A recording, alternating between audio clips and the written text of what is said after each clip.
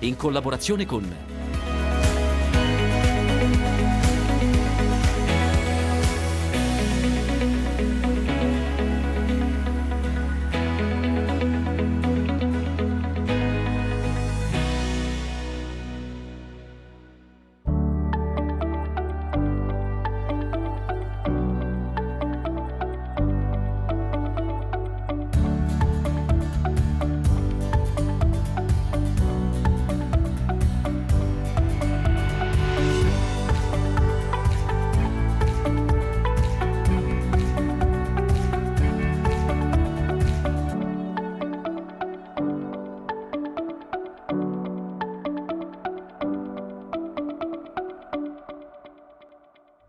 Questo è Mais Dolce e in questa puntata vedremo come in una filiera tutta italiana si passa in poche ore dal campo al barattolo.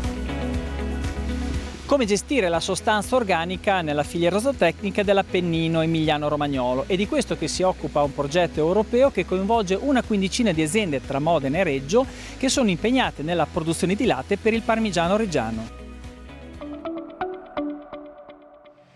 La nostra nuova puntata ci ha portato nel Piacentino, in particolare adesso siamo a Pontenure per seguire passo a passo la filiera 100% italiana del mais dolce di Conserve Italia e come vedete siamo in piena campagna.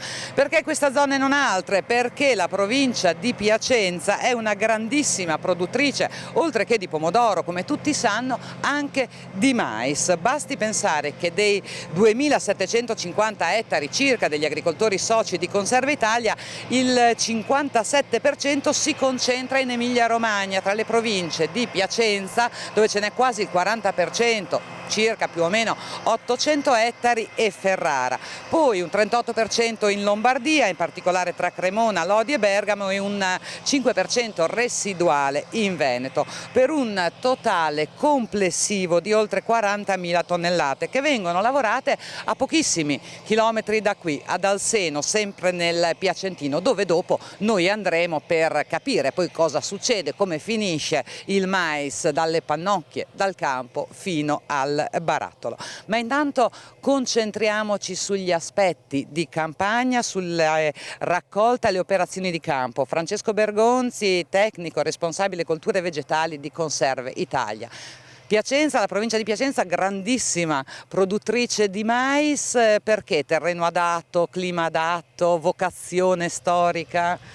Vocazione del terreno, vocazione da parte anche dei produttori del territorio e la mentalità proprio a lavorare con l'industria. Sono aziende agricole che sono nate tanti anni fa a lavorare con l'industria, col pomodoro, e da più di una quarantina d'anni che lavorano con lo stabilimento di Alseno, con la coltivazione del mais dolce. Ecco, mais dolce, intanto partiamo da qui, perché quello che noi consumiamo appunto in barattoli, viene cotto a vapore, è mais dolce, sono varietà diverse dal mais da granella, da quello da biogas per uso zootecnico. Che varietà sono? Le decidete voi in base a che cosa? Sono varietà che vengono selezionate nei nostri campi varietali a seconda proprio della caratteristica e della dolcezza della varietà stessa.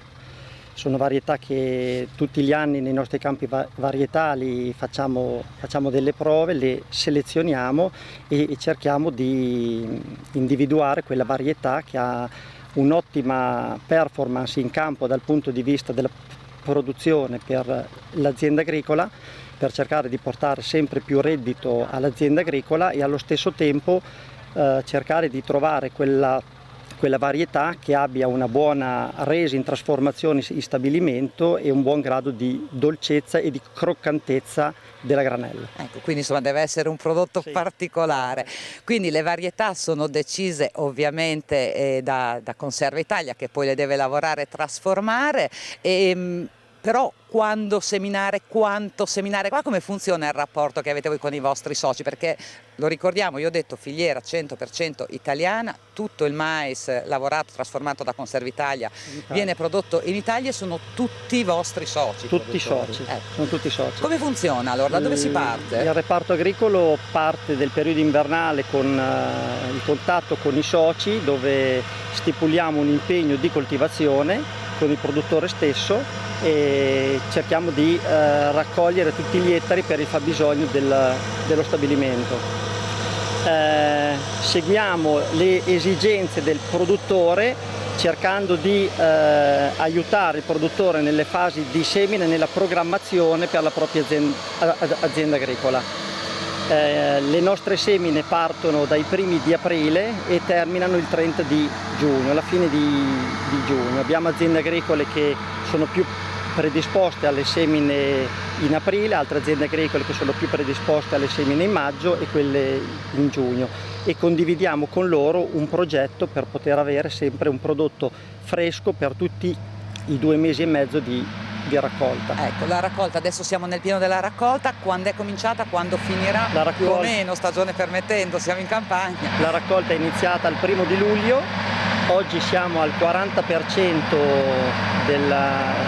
dei raccolti, abbiamo raccolto a oggi, arriveremo a circa 1100 ettari e prevediamo di chiudere verso la fine di settembre. Che esigenze ha il mais dolce in campo? È molto esigente, deve essere irrigato, è molto delicato e va seguito molto attentamente? Diciamo che la coltivazione è abbastanza simile a un mais granello, mais tradizionale. È una cultura dove non richiede delle concimazioni particolari, ma delle concimazioni classiche, standard per quello che è il mais.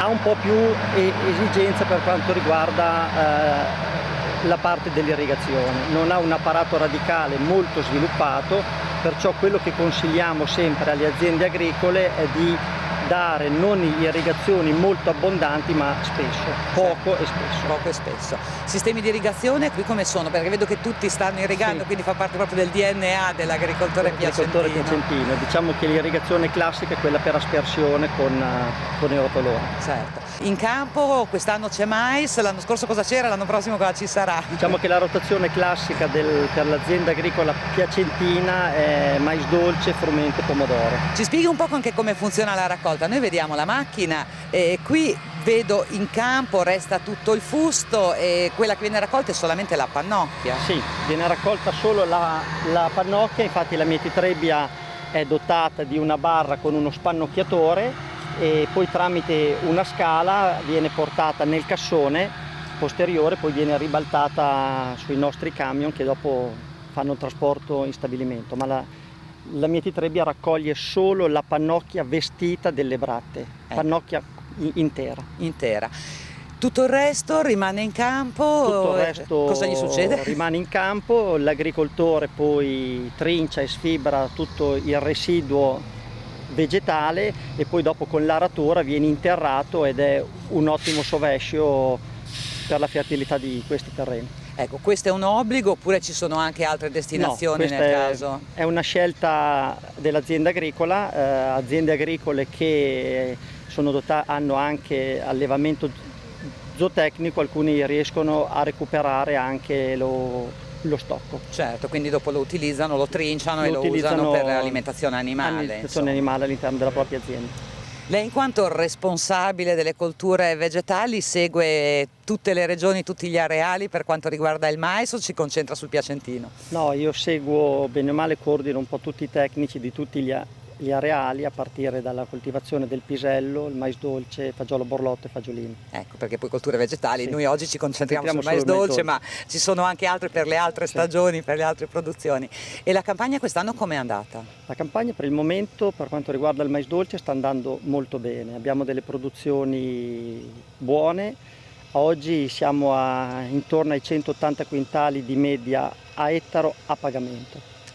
È una produzione molto buona, siamo circa al 15-20% in più a oggi rispetto al 2019. Quindi è stata un'annata molto È positiva. un'annata molto Da che favorevole. cos'è dipeso? Da piogge, caldo, intermittenze, da che cosa? L'annata favorevole è dipesa soprattutto dal mese di maggio e il mese di giugno, con delle temperature non eccessivamente alte, fresche, hanno permesso alla cultura di sviluppare in modo regolare senza avere degli sbalzi e degli eccessi di- di crescita dovuto alle temperature molto alte. Cioè, insomma, quindi annata positiva. Positive. Ma queste piante hanno un'unica pannocchia? Questa varietà ha una sola pannocchia molto grande, molto sviluppata, ed è una delle caratteristiche importanti per questa varietà, perché consente di avere un'ottima qualità in stabilimento e un'ottima resa in trasformazione.